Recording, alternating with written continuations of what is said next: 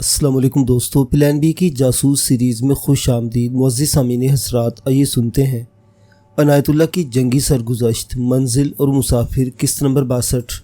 معزز سامعین، آپ سے امید کی جاتی ہے کہ ویڈیو کو لائک کریں اور چینل کو بھی سبسکرائب کر لیں، شکریہ۔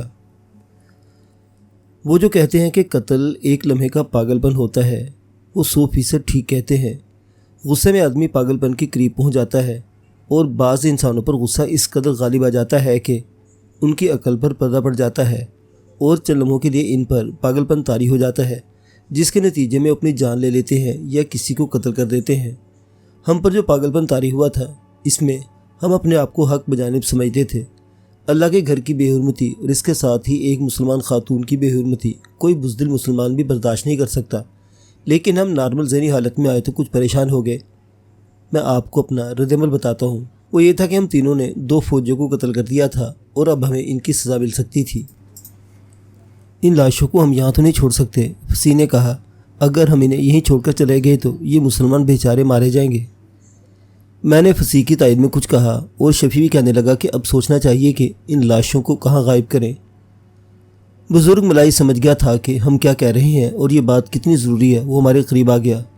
مسجد میں کنواں ہے، بزرگ نے ٹھوٹی بوٹی اردو میں کہا۔ دونوں کو اٹھا کر کنویں میں پھینک دیتے ہیں۔ پھر آپ پانی کہاں سے لیں گے؟ فصیح نے کہا۔ کنواں ناپاک ہو جائے گا۔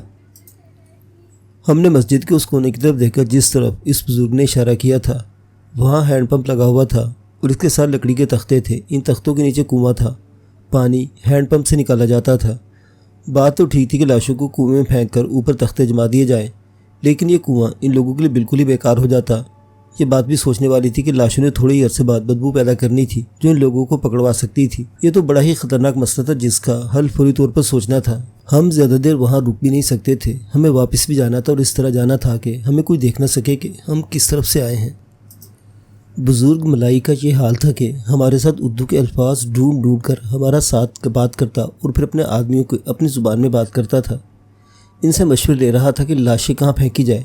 ان میں سے 2 آدمی کہتے تھے کہ رات کو آبادی سے کچھ دور جا کر ایک گڑھا کھودیں گے اور لاشیں ان میں دبا دیں گے۔ ہم نے اس مشورے کو قبول نہ کیا کیونکہ رات کو جاپانیوں کی پیٹرول پارٹی گھومتی پھرتی رہتی تھی، اس لیے پکڑے جانے کا خطرہ تھا۔ وہ 4 آدمی جو تجویز یا مشورہ پیش کرتے تھے، ان کا ترجمہ بزرگ ہمیں سناتا تھا۔ کئی تجویزیں سامنے آئیں اور اچانک بزرگ کے چہرے پر چمک سی آ گئی۔ وہ تھوڑا سا مسکرایا۔ اس نے بتایا کہ اس بستی میں 2 گھر غیر مسلموں کے ہیں اور دونوں خاندان یہاں سے چلے گئے تھے اور ان کے مکان خالی پڑے ہیں۔ اس نے کہا کہ ایک مکان میں اس طرح کا چھوٹا سا کنواں ہے جیسا مسجد میں ہے، اس پر تختے لگے ہوئے ہیں اور پانی نکالنے کے لیے ہینڈ پمپ استعمال ہوتا ہے۔ رات کو لاشیں اس کنویں میں پھینکی جا سکتی ہیں۔ یہ ایک ایسی تجویز تھی جو ہمیں اچھی لگی اور بے خطر۔ آج کل آپ نے دیکھا ہوگا کہ کہیں پانی نکالنے کے لیے ہینڈ پمپ لگانا پڑے تو وہاں زمین میں بور کیا جاتا ہے اور جب پانی نکل آتا ہے تو ہینڈ پمپ کا پائپ وہاں ڈال دیتے ہیں اور ہینڈ پمپ پانی نکالنے لگتا ہے۔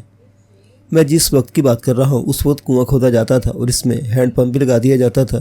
بعض لوگ کنویں میں ڈول سے بھی پانی نکالتے تھے اور ہینڈ پمپ سے بھی، اور بعض لوگ کنویں کے اوپر پھٹے لگا دیتے تھے اور صرف ہینڈ پمپ استعمال کرتے تھے۔ وہاں بھی ہم نے یہی سسٹم دیکھا۔ طے یہ ہوا کہ لاشیں مسجد میں پڑی رہیں اور ہم تینوں دوست رات کو آئیں گے اور لاشیں اٹھا کر اس مکان میں لے جائیں گے اور کنویں میں پھینک دیں گے۔ بزرگ نے کہا کہ اگر ہم نہ بھی آئے تو وہ یہ کام خود کر دیں گے، لیکن ہمیں مناسب نہ سمجھا کہ ایسا خطرناک کام ان کے سپرد کیا جائے۔ وہ بھلے سے لوگ تھے اور انہوں نے مرنے مارنے کا اور لاشوں کو ٹھکانے لگانے کا کبھی کام نہیں کیا تھا۔ ہم نے انہیں کسی مشکل میں ڈالنے سے گریز کر رہے تھے۔ آخر یہی طے ہوا کہ ہم رات کو پہنچ جائیں گے اور انہیں اندازاً وقت بتا دیا۔ لاشوں کو وہیں پڑے نہیں رہنے دینا تھا۔ ہم نے لاشوں کو گھسیٹا اور مسجد کے کمرے میں لے گئے اور ان کے اوپر صفیں اور چٹائیاں پھینک دی۔ پھر دیکھو تو ذرا سا بھی شبہ نہیں ہوتا تھا کہ ان چٹائیوں وغیرہ کے نیچے لاشیں پڑی ہیں۔ ان لوگوں نے کمرے کے دروازے بند کر دیے۔ بزرگ نے بتایا کہ نماز صحن میں پڑھا کرتے ہیں، وہ سردیوں کے دن نہیں تھے۔ اب ایک بات رہ گئی تھی جو فصیح کے دماغ میں آئی تھی۔ اس نے بزرگ ملائی سے کہا کہ ان دونوں کی تلاش میں اگر کوئی فوجی ادھر آ نکلے تو اور پوچھے کہ 2 فوجی ادھر آئے تھے تو وہ صاف انکار کر دیں اور کہیں کہ وہ زیادہ تر گھروں کے اندر رہتے اس لیے انہیں پتہ نہیں چلتا کہ کون آیا تھا اور کون گزر گیا ہے۔ اس طرح کی کچھ باتیں بزرگ کو بتا کر ہم مسجد سے نکلنے لگے تو ان 4 آدمیوں میں سے ایک نے ہم تینوں کے ساتھ باری باری ہاتھ ملایا اور ہم تینوں کے ہاتھ چومے اور پھر وہ زاروں کی طرح رونے لگا۔ پتہ چلا کہ یہ عورت اس کی بیوی تھی۔ وہ کسی کام سے باہر نکلی تھی تو آگے سے یہ دو کافر آ رہے تھے۔ انہوں نے اس عورت کو پکڑ لیا۔ اس کا خامند ہمیں فرشتے سمجھ رہا تھا جنہیں اللہ تعالیٰ نے اس کی بیوی کی عزت بچانے کے لیے آسمان سے اتارا تھا۔ ہم نے اس کی دلجوئی کی اور کہا کہ ہم مسلمان کی حیثیت سے ہمارا یہ فرض تھا کہ ایک مسلمان عورت کی عزت کو بچائیں۔ ہم ان سے رخصت ہوئے تو اور وہیں سے شہر کی طرف آنے کے بجائے دوسری طرف نکل گئے اور خاصا چکر کاٹ کر واپس پارکوں میں آئے۔ ہم اپنے پارک میں پہنچے تو 3-4 ساتھیوں نے پوچھا کہ ہم کہاں کی سیر کر کے آ رہے ہیں۔ ہم نے انہیں کوئی اور ہی جگہ بتائی اور کچھ باتیں سنا کر انہیں مطمئن کر دیا۔ اب ہمیں رات کو پارک سے نکلنا تھا، لیکن اس وقت جب سب سوئے ہوئے ہوں گے۔ ہو سکتا ہے کہ میری یہ کہانی پڑھنے والے کچھ حضرات یہ شبہ کریں کہ میں من گھڑت قصے سنا رہا ہوں۔ میں آپ کو سب سے یہ بات کہنا چاہوں گا کہ یہ واقعہ اور کچھ اور واقعات پڑھنے سے پہلے ذہن سے شہریوں اپنے گاؤں کا ماحول نکال دیں اور ذہن میں 2-3 باتیں رکھ لیں۔ پہلی بات یہ کہ ہم کچھ زیادہ ہی دلیر اور نڈر تھے۔ میں نے شروع میں آپ کو سنایا کہ اپنے ایک دوست کے ساتھ کس طرح ایک پیر کو مارا پیٹا تھا۔ دوسری بات یہ کہ میں جہاں کا واقعہ سنا رہا ہوں وہاں کے ماحول اور فضا کو تصور میں لانے کی کوشش کریں۔ اس ماحول میں موت کی حکمرانی تھی۔ وہاں سوائے کچھ تو خون کے کچھ بھی نہیں تھا۔ وہاں تو یہ حال تھا کہ اس خیال سے کچھ تو خون کرتے چلے جاتے تھے کہ کسی بھی لمحے ہمارا اپنا خون ہو جائے گا۔ وہاں ہمارا اپنا قانون چلتا تھا۔ اپنے قانون سے مطلب یہ نہیں کہ ہم آزاد تھے، ہمارے اوپر جاپانی تھے جو ظالم قوم تھی۔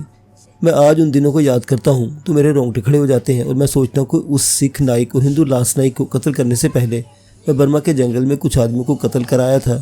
آج وہ ہمت مجھ میں نہیں آ سکتی۔ یہ بھی سوچے کہ مسجد کی بے حرمتی کون مسلمان برداشت کر سکتا ہے۔ آج میرے جسم میں وہ طاقت نہیں رہی جو جوانی میں ہوا کرتی تھی، لیکن آج بھی کسی مسجد کی بے حرمتی کی بات سنتا ہوں تو خون میں وہی ابال اٹھتا ہے جو کوالالمپور کی اس مسجد کی بے حرمتی کو دیکھ کر اٹھا تھا۔ کشمیر، بوسینیا اور فلسطین وغیرہ میں مسلمانوں کے قتل عام اور مسجدوں کی بے حرمتی کی خبریں تو دل میں مرنے مارنے کا جذبہ بیدار کر دیتی ہیں، لیکن میں خون پی کر رہ جاتا ہوں۔ ذہن میں ایک کشمکش شروع ہو گئی۔ کبھی تو میں خوش اور مطمئن ہو جاتا تھا کہ میں نے اللہ کی راہ میں بہت بڑی نیکی کی ہے۔ کچھ دیر بعد اطمینان اور مسرت کی اس کیفیت میں زلزلہ سا آ جاتا اور یہ سوچ آ جاتی کہ کسی نے ہمارے مقتولوں کی آبادی میں جاتے دیکھ لیا ہوگا اور جب پتہ چلا کہ وہ دونوں لاپتہ ہیں تو ان کی تلاش میں فوجی وہاں تک جائیں گے اور اس بزرگ کو اور اس بستی کے مسلمانوں کو ایسی اذیتیں دیں گے کہ وہ بتا دیں گے کہ ان دونوں کو کس نے قتل کیا ہے۔ یہ سوچ مجھے پریشان کر دیتی اور دل پر بوجھ سا پڑتا، لیکن میں اپنے آپ کو یوں تسلی دیتا کہ مر ہی جاؤں تو بہتر ہے۔ اپنے مستقبل کے متعلق تو کچھ پتہ نہیں تھا کہ کیسا ہوگا اور میں اس انجام کی طرف بڑا چلا جا رہا ہوں۔ میں نے اپنے دوستوں کو نہ بتایا کہ میں کیا محسوس کر رہا ہوں۔ شام کو ہم تینوں نے اکٹھے کھانا کھایا۔ کھانے کے دوران ہم سرگوشی میں یہی باتیں کرتے رہے۔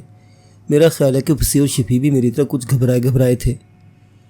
ہمارے دونوں مقتول ہماری ہی بٹالین کے تھے، صرف کمپنیاں الگ الگ تھیں۔ رات 8:30 بجے گنتی ہوا کرتی تھی۔ تمام کمپنیاں الگ الگ ہوتی تھی اور کچھ دیکھا جاتا تھا کہ کوئی غیر حاضر تو نہیں۔ اگلے روز کے احکام اور پروگرام گنتی کے بعد بتائے جاتے تھے۔ گنتی کا وقت ہو گیا اور جب گنتی سے ہمیں ڈسمس کیا گیا تو اس کی تھوڑی دیر بعد یہ خبر ہماری کمپنی تک بھی پہنچ گئی کہ فلاں سکھ نائک اور ہندوستانی لاس نائک لاپتہ ہے۔ پہلے تو یہ خیال گزرا کہ وہ گنتی سے غیر حاضر ہے۔ ایسا ہو نہیں سکتا تھا کیونکہ گنتی سے غیر حاضری فوجی قانون کے تحت جرم تھا۔ گنتی کے بعد ہم پارک میں آگے اور سوچنے لگے کہ سب سو جائیں تو ہم اپنے کام کے لیے نکلے۔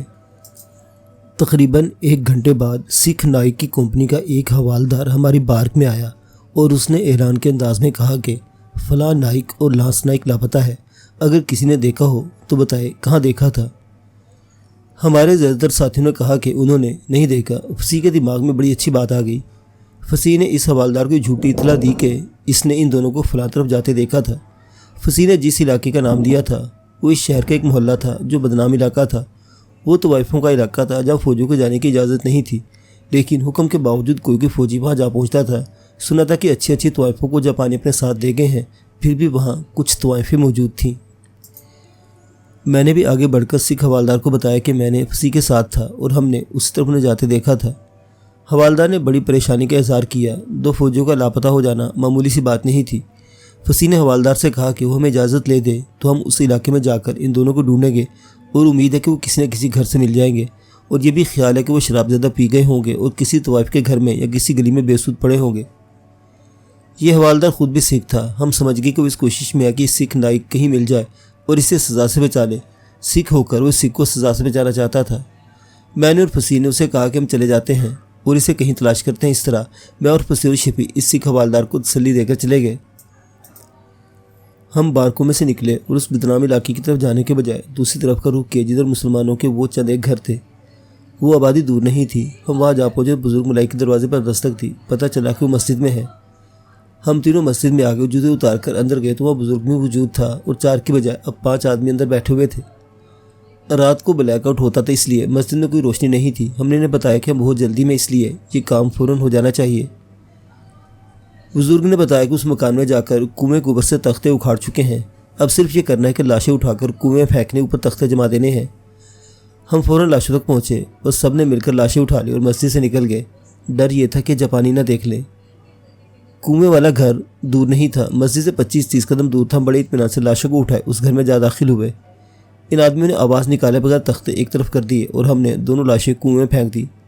کنویں سے بڑی زوردار آواز اٹھی جس سے ہم ڈر گئے۔ ہم ڈر اس لیے گئے تھے کہ آواز کچھ دور تک پہنچی ہوگی اور کوئی نہ کوئی اس آواز پر ادھر آ جائے گا، لیکن اللہ نے مہربانی کی کہ کوئی بھی نہ آیا۔ ان سب آدمیوں نے مل کر تختے کنویں پر رکھ دیے۔ لاشیں ٹھکانے لگ چکی تھی۔ ہم نے سکون کا سانس لیا۔ مجھے ملائی بزرگ معلوم نہیں کیوں بڑا ہی اچھا لگا تھا۔ اس کا انداز ایسا تھا جو متاثر کرتا تھا۔ وہ یقیناً عالم اور دانش مند تھا۔ اس نے ہمیں کہا کہ ہم کچھ دیر کے لیے اس کے گھر چلیں، لیکن ہم جلدی میں تھے۔ میں دلی طور پر اس کے گھر جانا چاہتا تھا، یہ اس کے پاس بیٹھ کر کچھ باتیں کرنا اور کچھ باتیں سننا چاہتا تھا۔ میں نے اسے کہا کہ ہم کل یا کسی دن اس کے پاس ضرور آئیں گے۔ ان سب نے ہمارے ساتھ ہاتھ ملایا اور ہم وہاں سے چل پڑے۔ ہم بہت تیز چل رہے تھے۔ راستے میں ہم تینوں نے بیان ملا لیے کہ سکھ حوالدار کو کیا بتائیں گے۔ اپنے بارک میں جانے کے بجائے ہم اس کے پاس چلے گئے۔ بتایا کہ ہم اس علاقے میں گھوم پھر رہے تھے کہ ایک گلی میں سے اچانک 2 جاپانی فوجی سامنے آ گئے۔ انہوں نے ہمیں بڑے غصے میں کہا کہ جو ہم نہ سمجھ سکے، وہ یقیناً یہی کہہ رہے تھے کہ ہم فوراً وہاں سے بھاگ جائیں اور گندی گلیوں میں نہ گھومیں۔ اس طرح ہم وہاں سے آ گئے۔ اس حوالدار کو ذرا سا بھی شک نہ ہوا کہ ہم کتنا بڑا جھوٹ بول رہے ہیں۔ ہم خوش تھے کہ اصل کام کرائے ہیں، اب ہمیں کوئی نہیں پکڑ سکتا تھا۔ اگلے روز یہ خبر ہر کس تک پہنچ گئی کہ فلاں سکھ نائک اور فلاں ہندو لانس نائک لاپتہ ہے اور وہ طوائفوں کے محلے میں گئے تھے۔ ہمیں خبریں ملتی رہیں کہ جاپانی فوج کی ملٹری پولیس کو اطلاع دی گئی تھی اور طوائفوں کے گھروں کی تلاشی بھی ہوئی، لیکن اس سکھ اور ہندو کا کوئی سراغ نہیں ملا۔ ہر کوئی اپنا اپنا خیال ظاہر کر رہا تھا۔ کوئی کہتا تھا وہ بھاگ گئے ہیں، لیکن یہ کوئی نہیں سوچتا تھا کہ وہ بھاگ کر گئے کہاں ہوں گے۔ آخر اس بات پر سب نے اتفاق کیا کہ کس بات پر جاپانیوں نے گولی مار دی ہے۔ ہم تینوں دوستوں نے افواہیں پھیلانا شروع کر دی اور مشہور یہ کیا کہ وہ دونوں طوائفوں کے محلے میں گئے تھے اور وہاں جاپانی فوجیوں کے ساتھ ان کا جھگڑا ہو گیا تھا اور جاپانیوں نے کہیں لے جا کر گولی مار دی ہے۔ اسلام کا جذبہ بھی کیا جذبہ ہے۔ میں کتابوں کی باتیں نہیں بلکہ اپنے تجربے اور مشاہدے کی بات کر رہا ہوں۔ اسلامی جذبہ، جسے میں جذبہ جہاد کہوں گا، کچھ وقت کے لیے دب سکتا ہے، مر نہیں سکتا۔ میری اس زندگی پر غور کریں۔ میں کیا تھا؟ ایک آوارہ اور بھگوڑا۔ میں نے اپنی داستان کے آغاز میں صاف لفظوں میں بتایا کہ میں کوئی شریف آدمی نہیں تھا۔ میں ایک نہیں متعدد انسانوں کا قاتل بھی بن چکا تھا، لیکن جہاں اسلام پر ایک مسجد کی بے حرمتی اور ایک مسلمان خاتون کی بے حرمتی کی صورت میں زد پڑی، میں اکثر بدل گیا اور میرے اندر وہ مسلمان بیدار ہو گیا تھا جس میں اسلام کا جذبہ کوٹ کوٹ کر بھرا ہوا تھا۔ میں ایک عقیدے کے طور پر مانتا ہوں کہ ہر مسلمان میں یہ جذبہ اللہ تبارک و تعالیٰ نے اپنے ہاتھوں میں سمویا ہے۔ جس مسلمان میں جذبہ نہیں وہ مسلمان بھی نہیں۔ یہ تو تھی اسلامی جذبے کی بات۔ اب دیکھیے کہ اسلام کا رشتہ بھی کیا رشتہ ہے۔ میں نے پہلے بتایا کہ بزرگ جو ہمیں مسجد میں ملا تھا میری روح پر غالب آ گیا تھا۔ اس کے ساتھ میرا کوئی اور تعلق نہیں تھا، نہ کوئی لالچ تھا، لیکن میں اسے ایک بار پھر ملنے کے لیے بےتاب ہوا جا رہا تھا، صرف اس لیے کہ وہ مسلمان تھا اور مجھے وہ عالم اور دانشور لگتا تھا۔ مسجد میں جو 4-5 ملائی آئے تھے اور جنہوں نے لاش کو ٹھکانے لگانے میں ہماری مدد کی تھی، مجھے یوں لگتا تھا جیسے ان کے ساتھ میرا گہرا تعلق یا رشتہ ہے۔ اسلام کے سوائے اور کیا رشتہ ہو سکتا تھا۔ کچھ دنوں کے بعد میں اپنے دوستوں کے ساتھ پھر اسی چھوٹی سی بستی میں جا پہنچا جہاں بزرگ ملا تھا۔ اس کا گھر ہم نے شام میں دیکھ لیا تھا۔ اس کے دروازے پر دستک دی تو اس نے دروازہ کھولا اور ہمیں اندر لے گیا۔ گھر تو غریبانہ سا تھا، لیکن اتنی صفائی اور ایسا سلیقہ کہ کمرے میں بیٹھ کر بڑا ہی سکون ملا۔ اس کی ایک وجہ تو یہ تھی کہ بزرگ کا تقدس تھا، دوسری وجہ یہ تھی کہ میں نے بڑی مدت بعد ایک گھر میں داخل ہوا تھا۔ مجھے تو یہ لگتا تھا کہ جیسے ساری عمر جنگلوں میں جنگلی جانوروں کی طرح گزارتی ہے، جب کسی کو قتل کرنے کی نوبت آتی تھی تو میں درندہ بن جاتا تھا۔ اس گھر میں بیٹھ کر مجھ پر ایسی کیفیت طاری ہو گئی کہ میں کوشش نہ کرتا تو میرے آنسو نکل آتے۔ یہ جذبات کی انتہا تھی۔ اس بزرگ کی بیوی بھی تھی جو اسی جیسی بوڑھی تھی، ایک ادیڑ نوکرانی تھی۔ میں نے اس بزرگ سے پوچھا کہ اس نے اردو کہاں سے سیکھی۔ اس نے بتایا کہ ملایا میں ہندوستان کے کچھ لوگ بھی آباد تھے، ان میں مسلمان بھی تھے، ہندو، سکھ اور عیسائی بھی تھے۔ وہ زیادہ تر وہاں تجارت پیشہ تھے یا عام قسم کے دکاندار، کچھ ملازم بھی تھے उस बुजुर्ग ने कुछ कुछ उर्दू लोगों से सीख ली थी, लेकिन ज़्यादातर उर्दू उसने बंगाल और हिंदुस्तान में सीखी थी। उसने बताया कि उर्दू लिखने में उसे दुश्वारी होती है, लेकिन समझने में कोई दुश्वारी नहीं होती, अलबत्ता बोलते वक्त अल्फाज ढूंढने पड़ते हैं। उस वक्त तो मेरे वहम गुमान में भी नहीं था कि ज़िंदगी में वो वक्त भी आएगा कि मैं अपना ये सफ़रनामा और ये दास्तान कलमबंद करूँगा। अगर उस वक्त सोचा होता तो मैं हर बंदे का और हर जगह और हर मुकाम का नाम लिख देता। बहुत से नाम जहन से उतर गए हैं, वो माहौल और वो फ़ज़ा याद रह गई है। ये बुज़ुर्ग इस हद तक मुतासिर कर रहा था कि इसका नाम मेरे जहन में नक्श होकर रह गया। उसका नाम फैज़ुल हक था और इसके आगे वो कुछ लिखता था जो मुझे याद नहीं रहा। वो मलाई ज़ुबान का लफ्ज़ होगा, माशीर था या मासीर, इस किस्म का कोई लफ्ज़ था। मुझे फैज़ुल हक अच्छी तरह याद रह गया है। फैज़ुल हक का बाप आलिम दीन था और इसने फैज़ुल हक को भी दीन या दीनी तालीम के रास्ते पर डाला था। जवानी की उम्र में फैज़ुल हक बंगाल गया और ढाका में 1 साल किसी दीनी मदरसे में रहा और वहाँ के आलमों से फैज़ हासिल किया। अंग्रेज़ों के दौर में भी ढाका मस्जिदों का शहर कहलाता था। बंगाल, खुसूसन मशरक़ी बंगाल जो बाद में मशरक़ी पाकिस्तान बना और अब बांग्लादेश है, मुजाहिदीन का मुल्क चला आ रहा है। इस खित्ते ने सिराजुद्दौला और तीतू मीर जैसे मुजाहिदीन पैदा किए हैं। इल्म की जुस्तजू में फैज़ुल हक दिल्ली तक गया। ये उस वक्त की बात है जब फैज़ुल हक की जवानी पुरानी बात हो गई थी। वो बंगाल से वापस कुआलालंपुर आ गया था और कुछ बरसों बाद फिर निकल खड़ा हुआ और हिंदुस्तान के चंद एक शहरों में क़याम करते दिल्ली चला गया। उसका ये सारा वक्त उलमाए दीन से इल्म हासिल करते गुजरा। उसने कई उलमाए दीन के नाम लिए थे जिनमें से एक भी याद नहीं रहा। इस वक्त मुझे इस्लाम के साथ रूहानी दिलचस्पी थी। उलमा से मैं नावाकिफ़ था, अलबत्ता अपने कस्बे के तीनों मस्जिदों के मौलवियों के नाम जानता था। जिस मौलवी ने हमें दीनियात पढ़ाई थी इसका नाम याद रहा, रब्बी याद है। फैज़ुल हक ने चाय से हमारी तवज्जो की। हम जानते थे कि जो शहरों में रहते हैं इन्हें राशन पानी की तंगी है।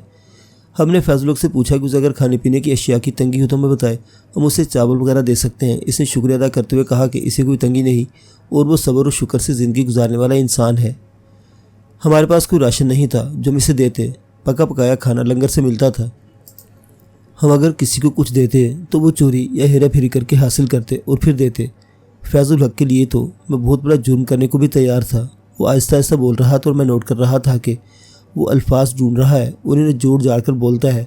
मैं इसकी बातें साफ़ उर्दू में लिखूँगा। इन तमाम इलाकों पर यह आफत नाजिल होनी ही थी। फैज़ुल हक ने कहा, जापानी फ़ौज एक आसमानी आफत थी जो नाजिल हुई और बर्मा तक पहुँच गई।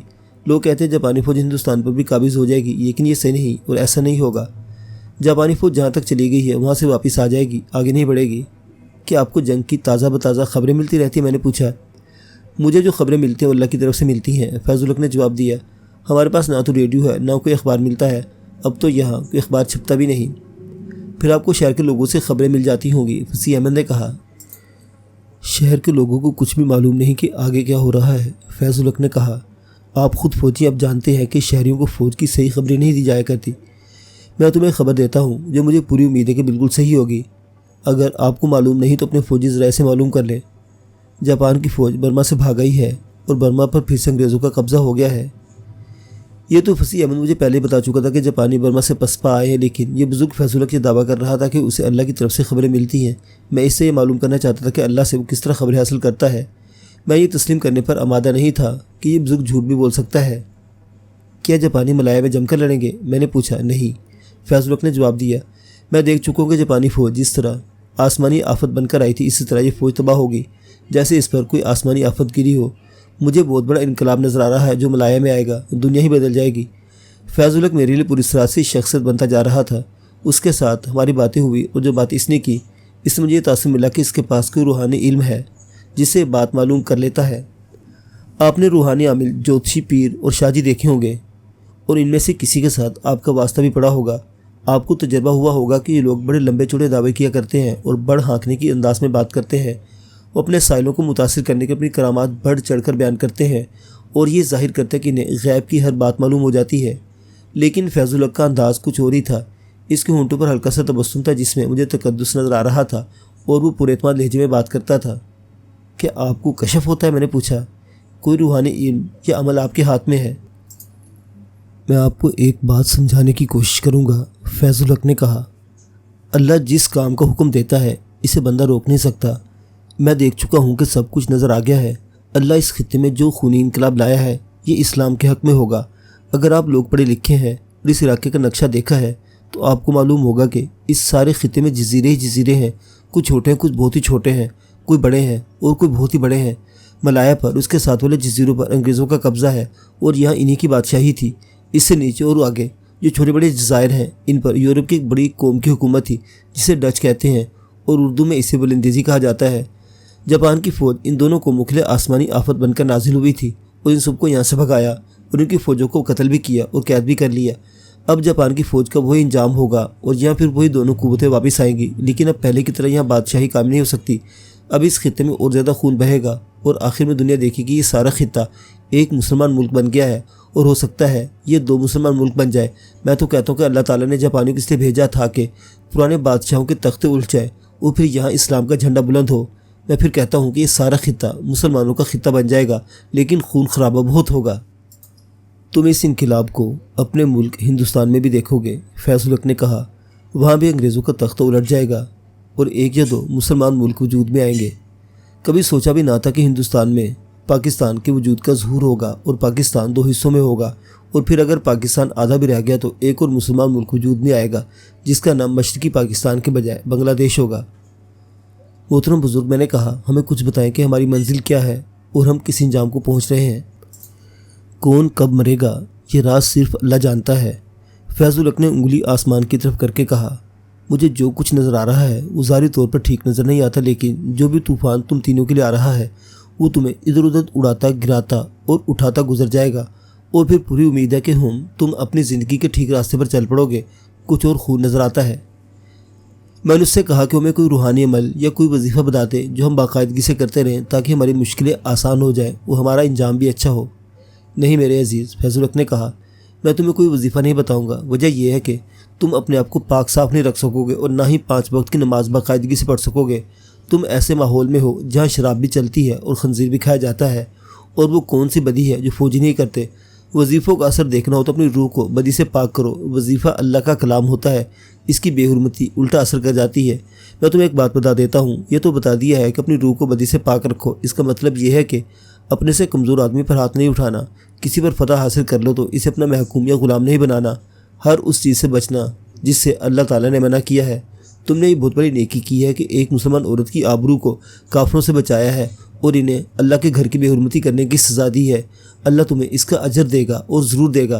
मैं तुम्हें यह बता रहा हूँ कि तुम भी रूहानी ताकत हासिल कर सकते हो। राज की बात मैंने तुम्हें बता दी है। अब एक और बात बताएं, मैंने पूछा, आपको शायद मालूम होगा कि जापानियों ने इंडियन नेशनल आर्मी के नाम से हिंदुस्तान के फ़ौजियों की एक फ़ौज बनाई है। इसका इंजाम क्या होगा? बिखर जाएगी। फैज़ुल हक ने जवाब दिया, तुम्हारी ये फ़ौज भी कुछ नहीं कर सकेगी। हम इसी फ़ौज में हैं। फसी ने पूछा, अगर अंग्रेज़ों की फ़ौज आ गई तो क्या हमें इसके ख़िलाफ़ लड़ना चाहिए?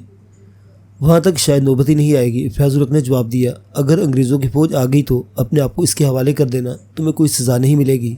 हमें वहाँ बैठे बैठे काफ़ी वक्त गुजर चुका था। हम इतनी देर तक गैर हाजिर नहीं रह सकते थे। हम वहाँ से उठे और जब बाहर निकले तो मैं एक कश्म में मुब्तला हो गया। फैज़ुल हक ने मुझे बहुत मुतासिर किया था, लेकिन इसकी कुछ बातें और पेशन गोइयाँ ऐसी थी जो मुझे काबिल एतबार नहीं लगी थी।